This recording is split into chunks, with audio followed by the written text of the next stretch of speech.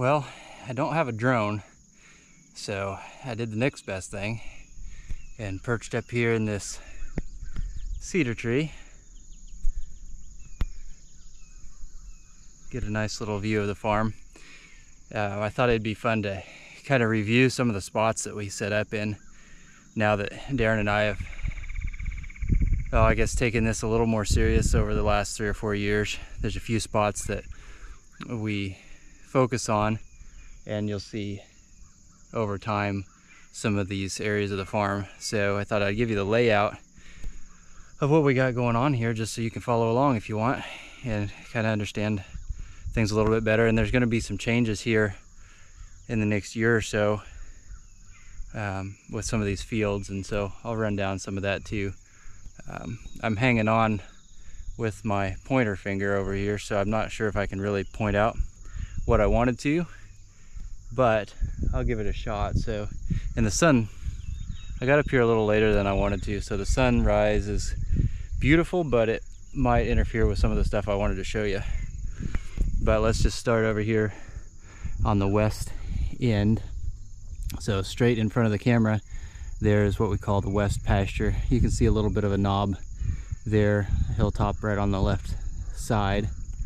But down in that valley is a pair of tree stands, one a little further west, and then right down in the dip, right in the center there, would be the pond stand that we try to sit on to catch deer moving across that pond dam from east to west. So that's been a fairly productive spot. The last 2 years that west pasture has not been grazed, which changes things up a little bit.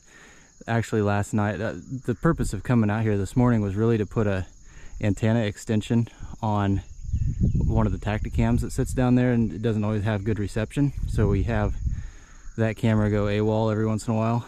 And Darren sent up an antenna extension, see if we could get a little bit better reception.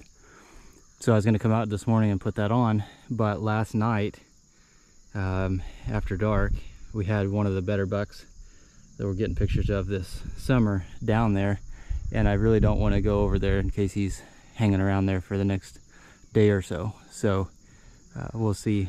I'll monitor that camera, see if we get any more pictures. It seems to be back online right now, so maybe that's not such a deal, but that's kind of the story on that west pasture. This far field over here, that one, and then this field just right over the hill below me, and then this field right out here. Those are going to be entered into CRP hopefully this fall. So those will be turned into bedding. Right now we've got Sudan grass planted in that middle field, and there'll probably be oats down there. This bottom field here has some alfalfa in it, but it's mostly been grazed. So that's going to be one of the bigger changes. We're pretty excited about that because I think that's going to give us a good opportunity to have some of that interior bedding, and we'll just have to navigate how to stay out of that and not bump things around too much, but that's going to be exciting. Moving on around, you can see the barnyard there in front of us. Down in this bottom field, we're zoomed too far out, but there's a nice little group of turkeys down there that we're excited about. But that middle field right there in front of us is alfalfa. It was planted last year, and it's came in pretty well. That's going to be a good draw. We've seen some deer show up to that periodically over the summer, but last fall even and through the winter, there were some does and some small bucks showing up down there.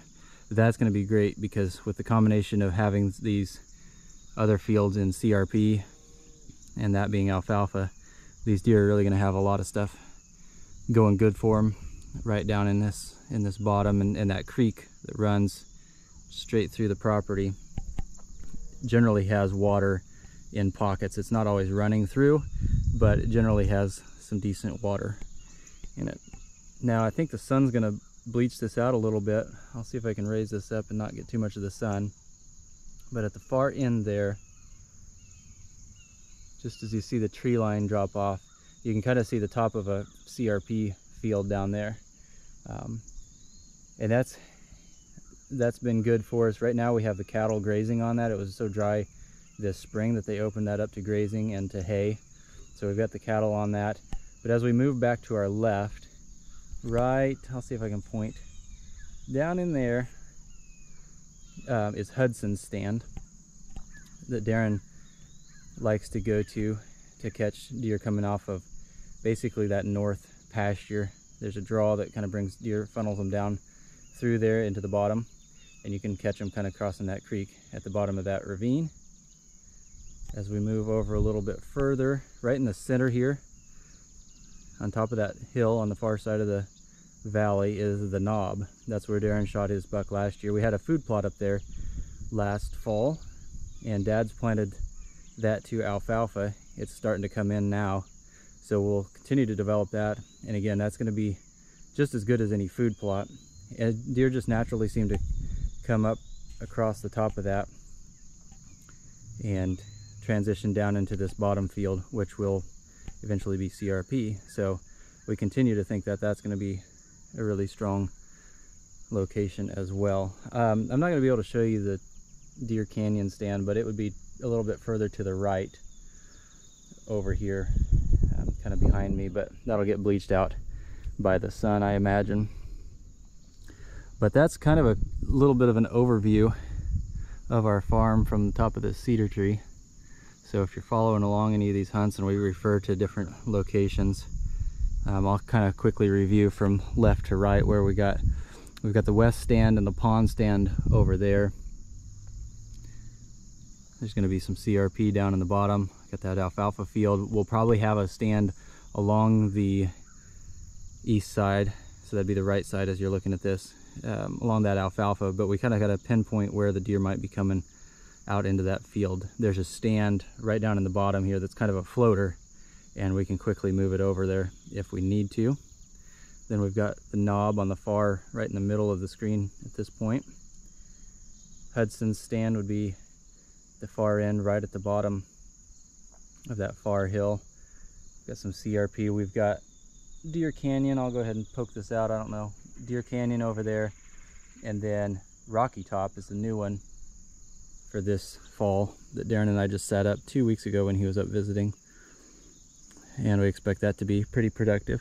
Now at that far right side over there, there's a ravine, a valley that goes pretty much untouched most of the year, and I don't know that it's real strong bedding, but it certainly gives the deer an option to go hide out if they need to. So if we offer any pressure, then they can go sneak into there. It's just really hard to hunt, because if you try to go in there, you're usually going to get spotted by a doe or something that busts out of there. So we just kind of leave it alone. We did try to hunt it a couple seasons, but it was pretty hard to access. I don't know what we'll see this year. Last year we felt kind of spoiled. We had several deer that we were anxious to see during season. This year we really only have one, and we haven't quite figured him out at all, so we'll see if he sticks around. But regardless, it's going to be a lot of fun. I'm watching these turkeys. Sorry if I'm just staying steady. There's a really good flock of young turkeys going across that alfalfa field down there. We're excited to see those. I did my part in preserving turkeys. I missed my chance this spring. Shot and missed. But that's how she goes. Anyway, that's all I wanted to share with you today, and now I'm going to try to climb down out of this tree without falling. It's going to be a scorcher today. I think the high is 109, and so I'm going to see what I can tackle before it gets too hot. Beautiful morning nonetheless. Just look at that gorgeous valley down there. Hope everyone else is getting excited for deer season. It's really only a month away for archery opener here, but we won't get too excited until things cool down in October.